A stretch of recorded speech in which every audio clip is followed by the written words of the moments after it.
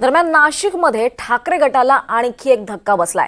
ठाकरे गटाचे माजी महानगर प्रमुख विलास शिंदे हे जोरदार शक्ती प्रदर्शन करत शिवसेनेत प्रवेश करणार आहेत। एकनाथ शिंदेंच्या उपस्थितीत ठाण्यात हा पक्ष प्रवेश होणार आहे। यासाठी विलास शिंदे हे जोरदार शक्ती प्रदर्शन करत ठाण्याला रवाना झालेत। त्यांच्यासोबत 7 माजी नगरसेवक ठाकरे गटाला सोडचिठ्ठी देणार असल्यानं ठाकरे गटाला नाशिकमध्ये मोठं खिंडार पडलं आहे।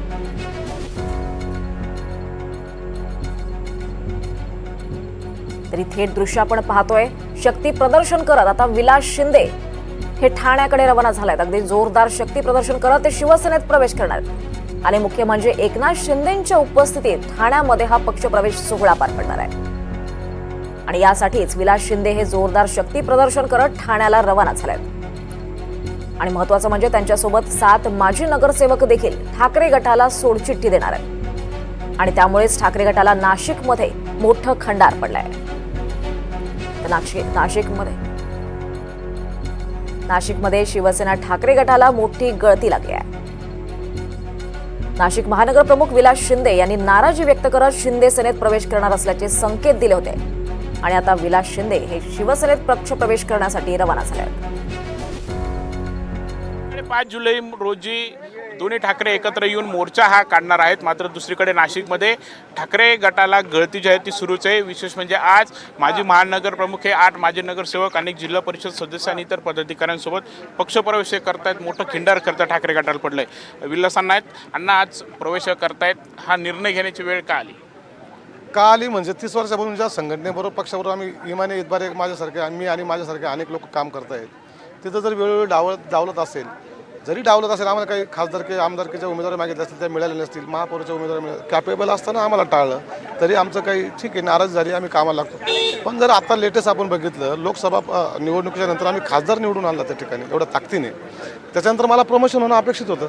परंतु माझ्या नंतरच्या 15 वर्ष ज्युनियर असलेल्या व्यक्तीला ज्या व्यक्तीसोबत, ती व्यक्ती माझे मित्र आहे, चांगला माणूस आहे, परंतु त्यांच्याबरोबर एक नगरसेवक नाही, पदाधिकारी नाही, अशा व्यक्तीला ज्युनियर माणसाला तुम्ही जिल्हा प्रमुख करता, जे मला अपेक्षित होतं, मला प्रमोशन होणं अपेक्षित होतं।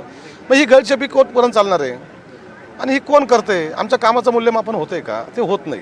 मूल्यमापन होणं गरजेचं आहे। मीच काय, माझ्यासारखे असे अनेक शिवसैनिक तुम्हाला सापडतील ज्यांच्या कामाचं आजपर्यंत मूल्यमापन झालं नाही। त्यांनी काम सोडून दिलं, राजकारण सोडून दिलं, शेती करताय, कोणी नोकऱ्या करताय, कामं करताय। पण मग आयुष्यामध्ये 30 वर्ष आमचं चुकतंय कुठे? तर माझा पक्षप्रमुख असतील किंवा संजय राऊत साहेब असतील, यांच्यापर्यंत ही बाबत पोहोचत नाही आहे। जे मधले लोक काहीतरी वेगळ्या पद्धतीने फेडअप करतात आणि त्या पद्धतीने जर पदं मिळत असतील तर मला वाटतं हे कुठं चुकीचं आहे। आणि खऱ्या अर्थानं बाळासाहेबांच्या विचाराचं कोण जर घेऊन पुढे जात असेल, बाळासाहेबांना प्रेरित असल्याला जर महाराष्ट्र कोणी घडवत असेल, शिवसैनिकांकडे कोणी लक्ष देत असेल, तर ते फक्त एकनाथ शिंदे साहेब आहे। आणि मी काही गटाबिटात प्रवेश नाही करत आहे, मी पक्षात प्रवेश करतो आहे। ज्या न्यायालयाने त्यांना मान्यता दिलेली आहे त्याच्या पलीकडे जाऊन जनतेची अदालत आपण म्हणतो, जनता जनार्दन जे ठरवेल ते, त्यांच्यापेक्षा कोणची अदालत मोठी नाही। त्यांनी 40 आमदार बाहेर निघाले, 60 आमदार निवडून दिलेले, याचा अर्थ त्यांनी स्वीकारलंय ना। मग आम्ही काय एवढे मोठे आहे का? आम्ही बाळासाहेबांच्या विचारासाठी आणि आमच्या स्वाभिमानासाठी आणि आमच्या लोकांच्या भविष्यासाठी जे काही कामं असतील, प्रश्न असतील, ते सोडवण्यासाठी एकनाथ शिंदे साहेबांचे हात बळकट करण्यासाठी आज जातो। बरं, पण ही किती ताकद वाढणार आहे? कोण आहे आजसोबत? आता किती ताकद येणाऱ्या काळामध्ये आपल्याला सांगितलं ना, मी 8 नगरसेवक आहे, काही सदस्य आहेत, जिल्हा परिषद सदस्य आहेत, काही सरपंच आहेत।